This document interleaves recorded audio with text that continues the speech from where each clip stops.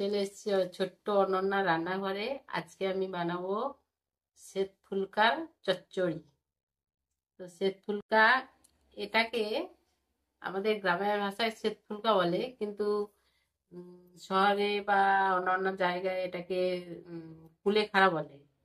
কুলেখাড়া পাতা এটা যাদের হিমোগ্লোবিন কম আছে তাদের এটা রোজ খেলে খুব ভালো, শরীরে রক্ত তৈরি হবে।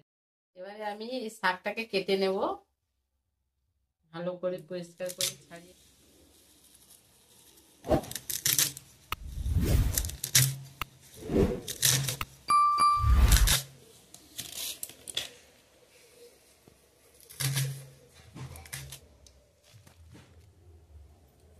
শাকটা আমার এবারে কুটা হয়ে গেছে।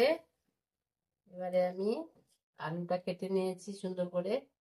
এইভাবে কুটবেন আলুটা, চচ্চড়ির জন্য এইভাবে কুটলে ভালো হবে। এর সঙ্গে একটা বেগুন দিয়ে দেবো।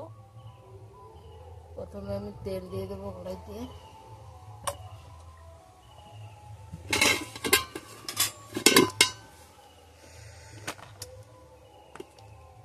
ফোড়ন দেবো,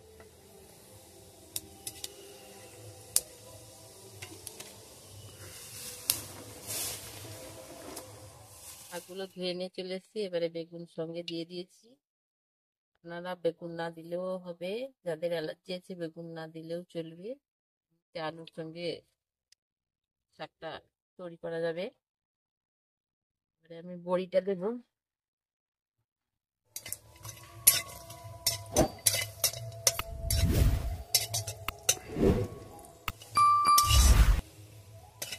বড়িটা ভাজা লাল হয়ে এলো। এবার আমি পেঁয়াজ কুচি দেবো।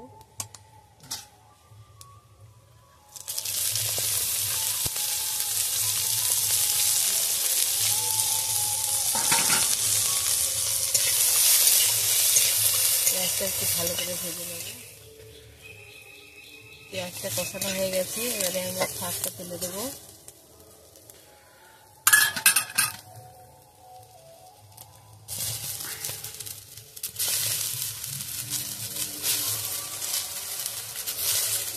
ভালো করে নেড়ে নেব।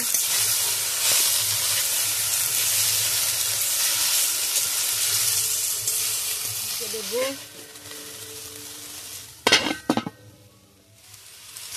এবারে নেড়ে নেবো ভালো করে।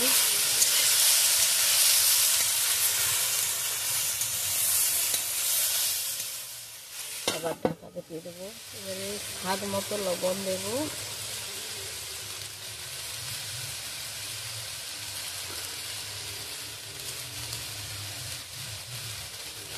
পরিমাণ মতো হলুদ দেবো।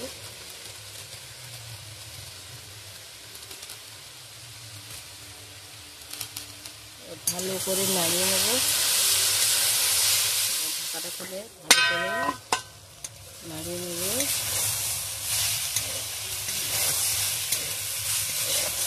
মশলা দেবো, লঙ্কার গুঁড়ো পরিমাণ মতো,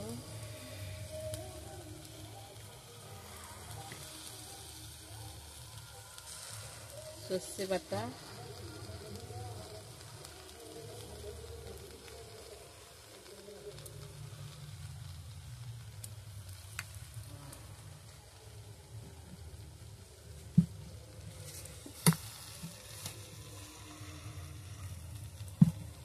একটু জল দিয়ে দেবো।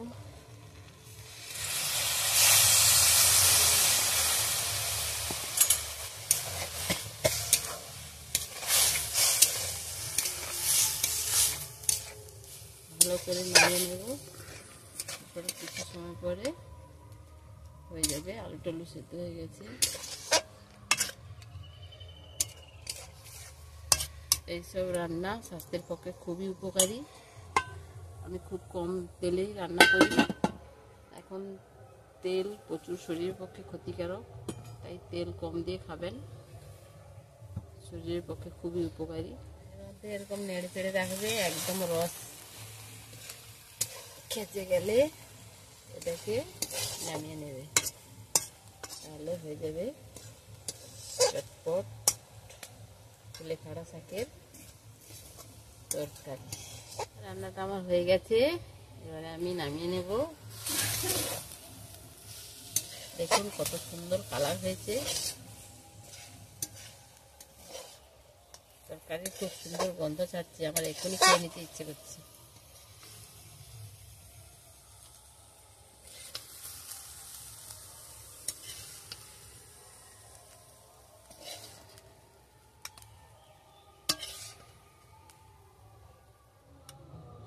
এত সুন্দর গন্ধ বেরিয়েছে, আমি পারছি না আর থাকতে, একটু খেতেই হচ্ছে। খেয়ে দেখি কেমন হয়েছে।